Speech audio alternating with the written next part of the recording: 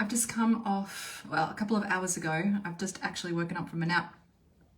But a couple of hours ago, I came off a Zoom call, a live webinar with one of my favorite teachers, Sarah Payton, who teaches the method of resonance and relational neurobiology, among many other things. I love her work and I use it a lot with my clients.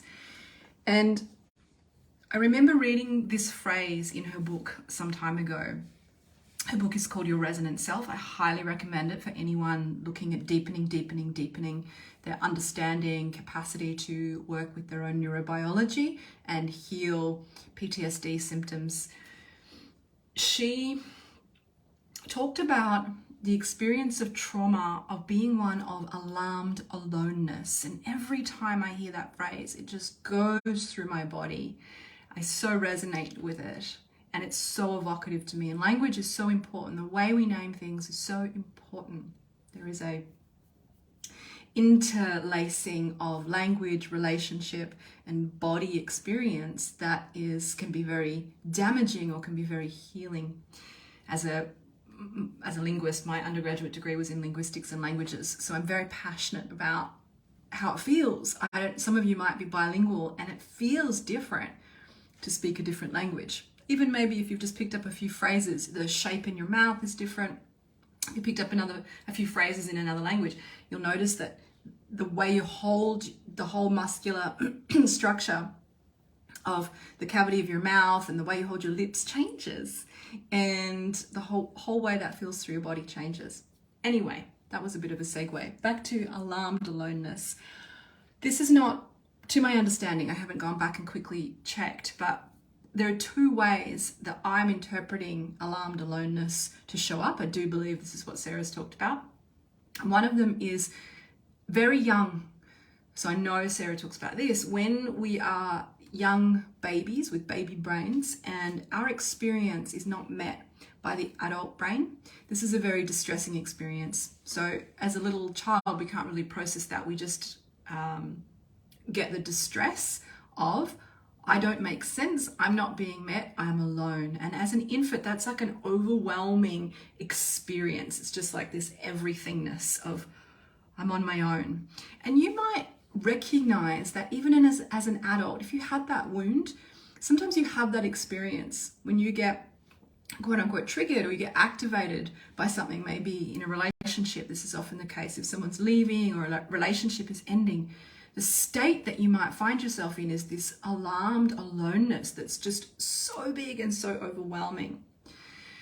The second place where it can show up is in traumatic events themselves. So here we bring in Bessel van der Kolk's theories, who wrote The Body Keeps the Score, Peter Levine, who is the creator of somatic experiencing.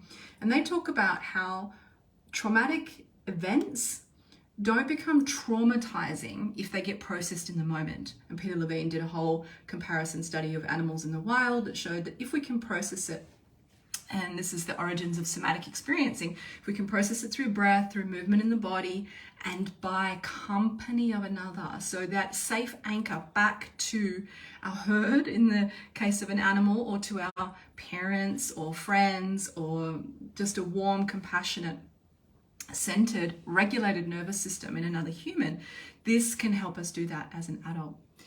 So when we don't get that, or as a child later on, when we don't have that experience of a safe anchor to come back to, then the alarm of the danger of the trauma, the traumatic incident or incidents that we have been left alone with, create this alarmed aloneness. There's no way of processing that again. And all of these things compound each other over time so that we end up with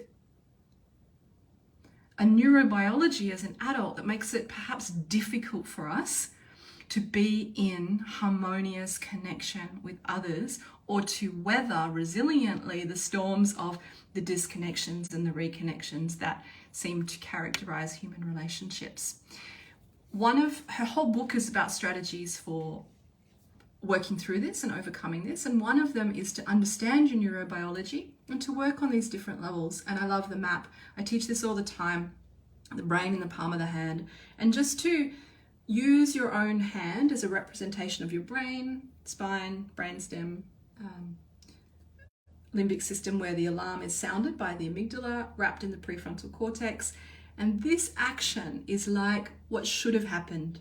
Okay, so a regulated, harmonious part of our brain, the rational, reasoning, holding part of our brain, can hold the alarm signals in calm and then interpret them, respond to them, and not feel alone. So this is something I've taught before, and you can just do for yourself, just to be like, okay, I got you. Whatever you're feeling, I am here with you. Makes a huge difference. This is how you begin to start to develop that capacity to accompany and be with your own self and heal your own brain, giving it what maybe it never got in childhood.